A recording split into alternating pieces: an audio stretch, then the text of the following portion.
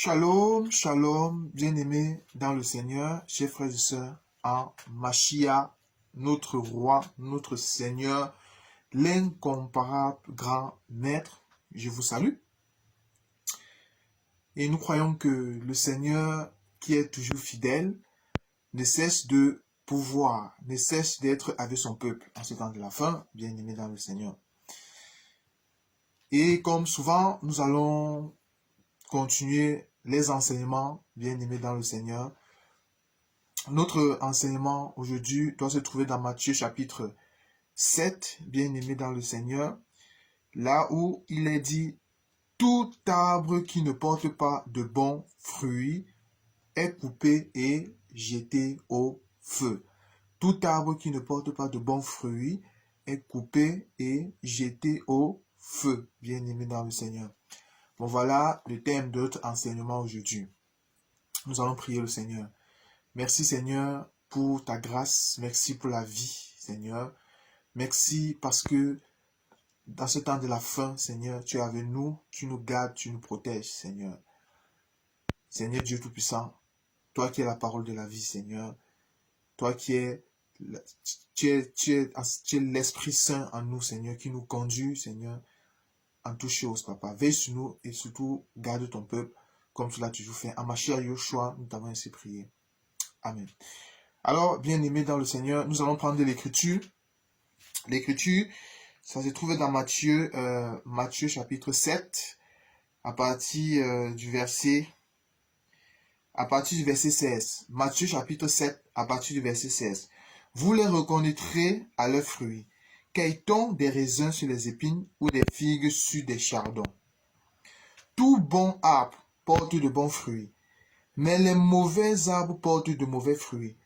Un bon arbre ne peut porter de mauvais fruits, ni un mauvais arbre porter de bons fruits. Tout arbre qui ne porte pas de bons fruits est coupé et jeté au feu. Bien aimé. Bon, nous allons essayer de comprendre ici c'est quoi les arbres, bien aimés dans le Seigneur. Parce que qui parlait, c'était notre Seigneur Jésus-Christ, l'incomparable grand maître, celui qui était en queue celui qui parlait dans cette écriture.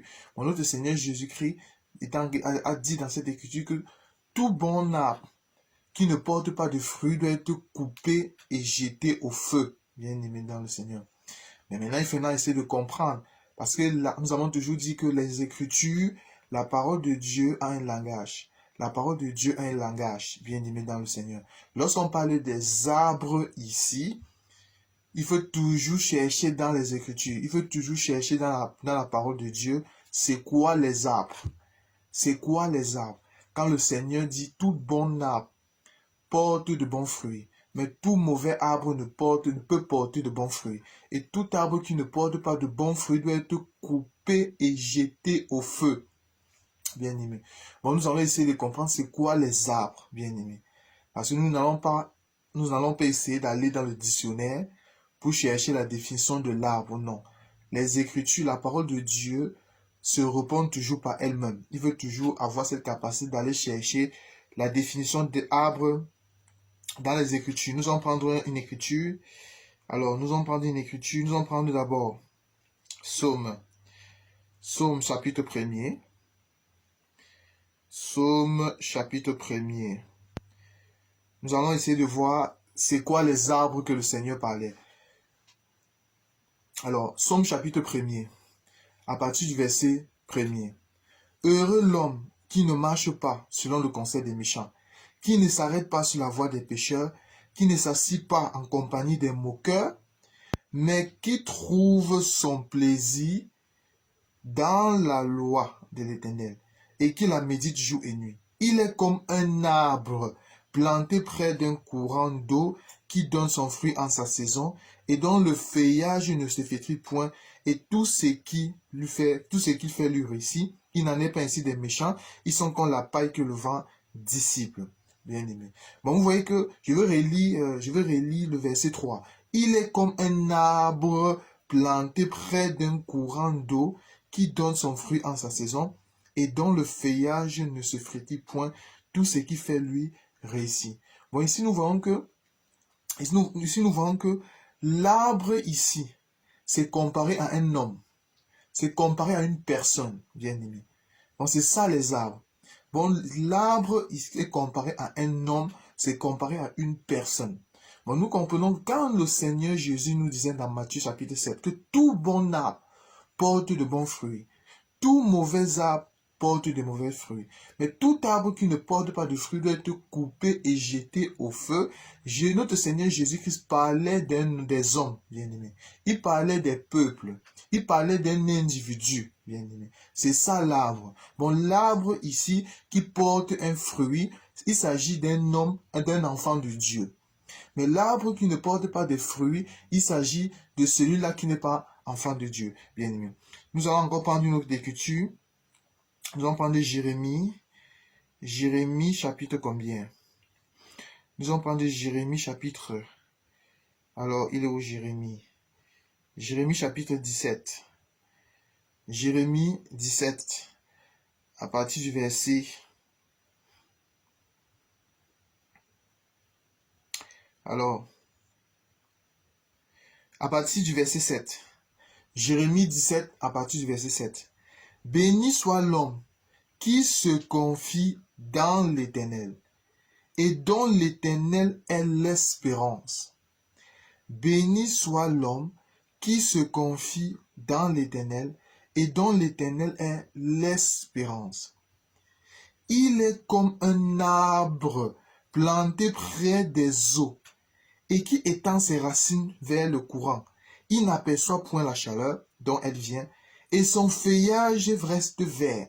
Dans l'année de la sécheresse, il n'a point de crainte et il ne cesse de porter du fruit. Bien aimé. Bon, nous voyons ici là que l'arbre, il s'agit ici de l'homme qui a la capacité de porter les fruits. Quand notre Seigneur Jésus a dit, tout homme, bon arbre, porte de bons fruits.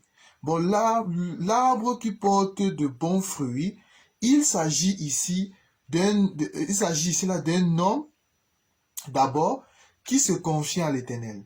Il s'agit ici là d'un homme il s'agit d'un homme ici là, qui est près des courants d'eau, qui est près des eaux. Il s'agit également d'un homme qui n'aperçoit point la chaleur. Bon, cet homme-là est capable de porter les fruits. C'est ça l'arbre, bien aimé. C'est ça l'arbre qui porte les fruits. Nous allons encore prendre une autre écriture. Nous allons prendre une autre écriture dans Proverbe chapitre 11. Proverbe 11, 32. Proverbe 11, 30. Qu'est-ce qu'il est dit? Alors, nous allons prendre Proverbe 30, Proverbe 11, autant pour moi, à partir du verset 30. Il est dit la chose suivante. Le fruit du juste est un arbre de vie, et le sage s'empare des âmes.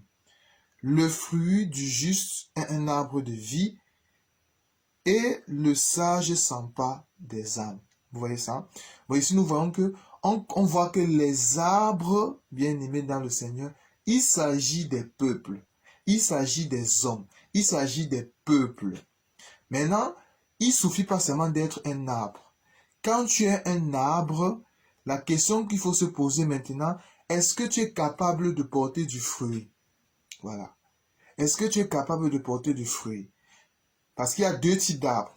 Il y a les arbres qui portent des fruits et il y a les arbres qui ne portent pas des fruits. Bien aimé.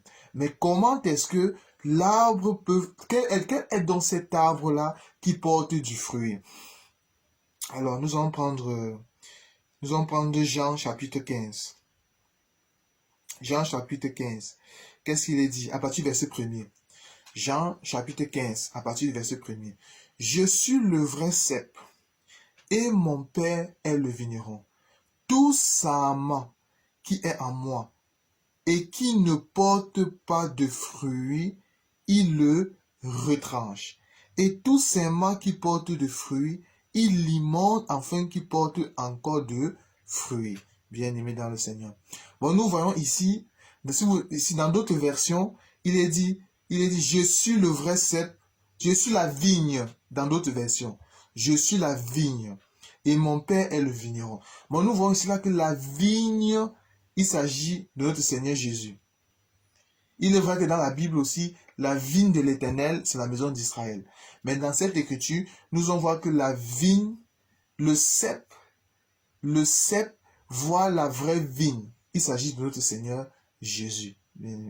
C'est notre Seigneur Jésus. Je suis la vraie vigne et mon Père est le vigneron. Tout sama qui est à moi et qui ne porte pas de fruits, il le retranche.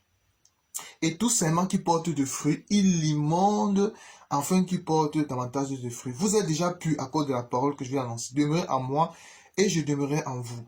Comme le sama ne peut de lui-même porter de fruits. Vous voyez ça? Bon, le sama ici, les arbres ne peuvent pas porter le fruit par eux-mêmes. Bon, pour porter le fruit, il faut que le sama puisse s'attacher au cep. Comme le sama ne peut lui-même porter du fruit, s'il ne demeure attaché au cep. Mais il faut qu'il soit attaché au cep, il faut qu'il soit attaché à la vigne. C'est qu'il est attaché à la vigne, c'est en ce moment qu'il peut porter du fruit. Ainsi, vous ne pouvez non plus, si vous ne demeurez en moi. Je suis le cep. Vous êtes des samas. Celui qui demeure en moi et en qui je demeure porte beaucoup de fruits. Car sans moi, vous ne pouvez rien faire. Bon, nous voyons que quand notre Seigneur Jésus dit tout bon arbre qui porte de bons fruits, il s'agit des arbres qui sont attachés au cep. Il s'agit des arbres qui sont attachés au Seigneur Jésus. Parce que sauf le Seigneur Jésus peut nous donner qui a la véritable vigne, afin que nous puissions porter du fruit.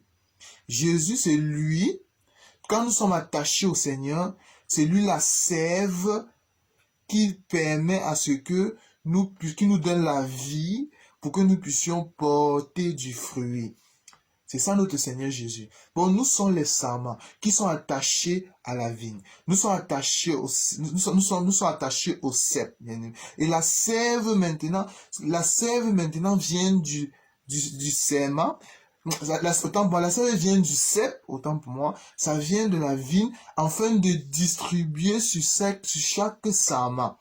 C'est en ce moment que nous pouvions porter du fruit. Nous pouvons porter du fruit. Le verset 6. Si quelqu'un ne demeure pas en moi, il est jeté dehors comme un sément et il sèche, bien aimé. Bon, celui qui ne demeure pas en Christ, celui qui ne demeure pas dans le Seigneur, il est ce sément-là qui doit sécher et jeter dehors, bien aimé. C'est ça, bon, notre Seigneur Jésus, quand il disait, tout mauvais arbre qui ne porte pas de fruits, va être coupé et jeté au feu, bien aimé dans le Seigneur. Bon, nous comprenons que les séments, les arbres qui ne peuvent pas porter du fruit, il s'agit ici de quoi? De tous ceux qui n'ont pas quoi? Et qui doivent être jetés dans le feu, bien aimé dans le Seigneur. Il s'agit de ceux-là qui ne sont pas enfants de Dieu. Il s'agit de ceux-là qui n'ont pas la sémence de Dieu, bien aimé, qui vont finir en enfer, qui vont finir en enfer, bien aimé, qui vont finir dans le temps de feu. Il s'agit de tous ceux qui n'ont pas la sémence de Dieu, bien aimé dans le Seigneur. Mais tout enfant de Dieu, bien aimé dans le Seigneur, qui portent du fruit, bien aimé, le Seigneur l'immonde afin qu'il puisse davantage porter du fruit. Alors nous allons prendre une autre écriture dans Luc 23. Luc 23. Luc 23, 30, à partir du verset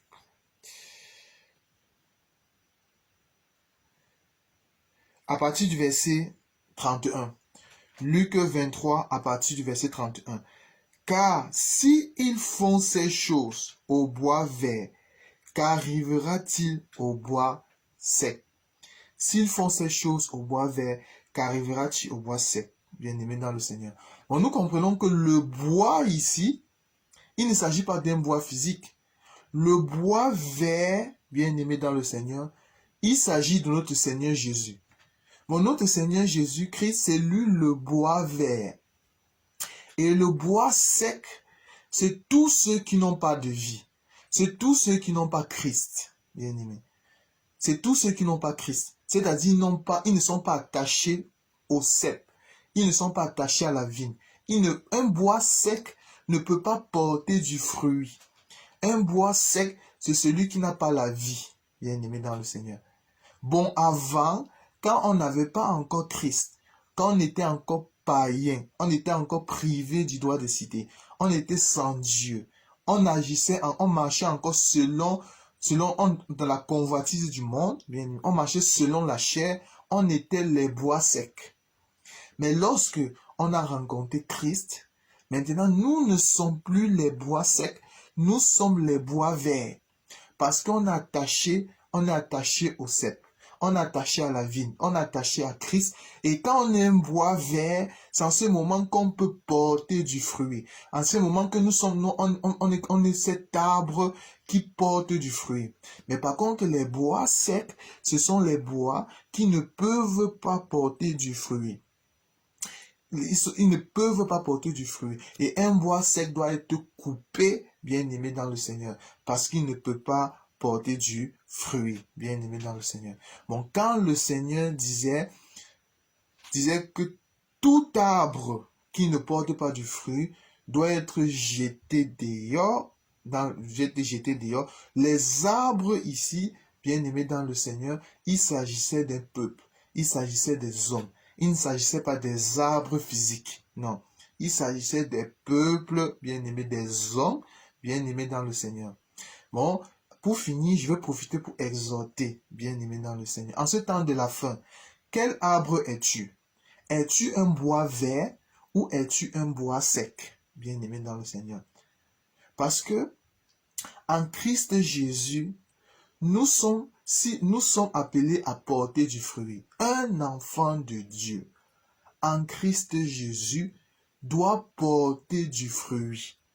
Si le Seigneur Jésus a dit dans sa parole, je vous ai envoyé pour que vous portiez du fruit, bien-aimé dans le Seigneur.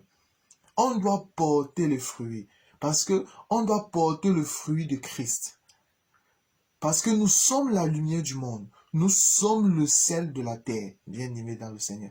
Bon, en tant que sel, on doit avoir la saveur, bien-aimé dans le monde. On doit avoir la saveur. On doit avoir la saveur. Parce que si le sel perd sa valeur, avec quoi on la lui rendra-t-on encore? Bon, nous comprenons que en tant que disciples de Christ, nous devons être ceux qui avons la saveur. Nous devons porter du fruit, bien-aimé dans le Seigneur. Nous allons un peu voir c'est quoi ces fruits-là. C'est quoi ces fruits que nous devons voir qu'un enfant de Dieu doit matérialiser. Alors, on va prendre une écriture. Nous allons prendre une écriture. Alors, on va prendre une écriture. Permettez que je trouve l'écriture. Alors, Galates 5. Galates 5, à partir du verset 22. Galates 5, à partir du verset 22. Mais le fruit de l'esprit, bien aimé dans le Seigneur. Bon, le Seigneur Jésus a dit, tout bon arbre porte des fruits. Mais quels sont ces fruits que en tant que bois vert, nous devons porter? Quel est ce fruit? Parce que nous sommes les bois verts. Nous ne sommes plus les bois secs. Nous sommes les arbres plantés près d'un courant d'eau qui donnons ses fruits en sa saison. Bien-aimé. Bon, aujourd'hui, en tant qu'enfants de Dieu en Christ Jésus, nous sommes appelés à porter du fruit, bien-aimé. Mais quels sont ces fruits? Parce que nous sommes les arbres qui portons les fruits. Mais quels sont les fruits, bien-aimés dans le Seigneur? Galates 5, 22. Mais les fruits de l'esprit, c'est l'amour, bien-aimé dans le Seigneur. Bon, l'une des caractéristiques d'un enfant de Dieu, c'est l'amour, bien-aimé. Lorsqu'on parle de l'amour ici, c'est d'abord l'amour pour Dieu, premièrement, bien-aimé. C'est l'amour pour Dieu. Tu aimeras le Seigneur de tout ton cœur, de toutes tes forces, de toute ta pensée. Aimer Jésus de tout son cœur. C'est d'abord ça l'amour. Ensuite, il y a l'amour du prochain. Bien aimé. Bon, c'est d'abord ça l'un des fruits. Un enfant de Dieu doit avoir l'amour, bien aimé. Doit matérialiser l'amour. Ne doit pas avoir la rancune dans son cœur. C'est d'abord ça, porter du fruit. Et ensuite, après maintenant l'amour, la joie, la paix, bien aimé dans le Seigneur. C'est pour ça que notre Seigneur Jésus a dit dans sa parole que je vous donne ma paix. Je ne vous la donne pas à la manière du monde, bien aimé dans le Seigneur. Bon, la paix du cœur, c'est l'une des caractéristiques d'un enfant de Dieu. C'est l'une des caractéristiques d'un enfant de Dieu. Parce que la véritable paix, nous ne pouvons pas la voir dans ce monde. Parce que dans ce monde, tout est fait pour l'ennemi s'arrange pour voler la paix de beaucoup de personnes. C'est pour ça aujourd'hui, vous voyez dans le monde, particulièrement en Occident, vous allez voir comment les gens sont dans la dépression, les gens sont dans l'anxiété, les gens sont stressés, bien aimés, parce que l'ennemi veut voler la paix. Mais notre Seigneur Jésus a dit, je vous donne la paix. Je ne vous la donne pas à la manière du monde, bien aimé. Bon, nous comprenons que la véritable paix, c'est en Christ Jésus que nous pouvons l'avoir. Parce que, pourquoi je dis cela? Nous disons cela, bien aimé dans le Seigneur. Malgré les problèmes, malgré les difficultés de la vie, un enfant de Dieu a toujours la paix du cœur. Je précise bien, un enfant de Dieu qui craint le Seigneur, qui a Christ et Jésus dans sa vie, il aura toujours la paix du cœur, bien aimé. Il aura toujours la joie. C'est ça la paix, bien aimé dans le Seigneur. La patience, la bonté, la bénignité, la fidélité, la douceur, la tempérance. Si nous allons dans Romains, nous pouvons voir aussi là qu'il y a la sanctification, la foi. Bon, il y a beaucoup de choses. C'est ça, les fruits de l'esprit. Il y en a tellement, bien aimés dans le Seigneur. Bon, nous sommes appelés à porter les fruits. Bon, lorsqu'on devient les bois verts, avant on était les bois secs. Maintenant, en Christ Jésus, on a reçu le Saint-Esprit, bien aimé. Nous sommes maintenant les bois verts. Et nous avons, en deux termes, nous avons la sève en nous. Nous avons le Saint-Esprit. En ce moment, il faudra maintenant que nous matérialisons maintenant les fruits. Nous portons les fruits, bien aimés dans le Seigneur. Bon, c'est là que nous avons voulu aujourd'hui partager, bien aimés dans le Seigneur. Bon, c'est à chacun de nous de voir, est-ce que tu es un bois vert, est-ce que tu es un bois sec? Si tu es un bois sec, ça veut dire que tu n'as pas encore la vie. Ça veut dire que tu n'as pas encore rencontré Christ. Tu n'as pas encore rencontré le Seigneur. Alors prie le Seigneur. Demande la grâce au Seigneur pour que le Seigneur fait de toi qui est un bois sec, afin que tu deviens un bois vert, bien aimé dans le Seigneur. Nous allons nous arrêter là, bien aimé dans le Seigneur. Merci Seigneur Jésus pour ta parole. Merci pour ta grâce, Papa. Merci pour tes bienfaits, merci pour la vie, merci pour le souffle de vie, Seigneur. Nous bénissons ton nom, Seigneur, parce que tu es roi, parce que tu es Seigneur. Merci, Papa. Soyez puissamment bénis, bien-aimés dans le Seigneur. Maranatha, Maranatha, l'incomparable grand-mère te revient bientôt. À la prochaine. Shalom.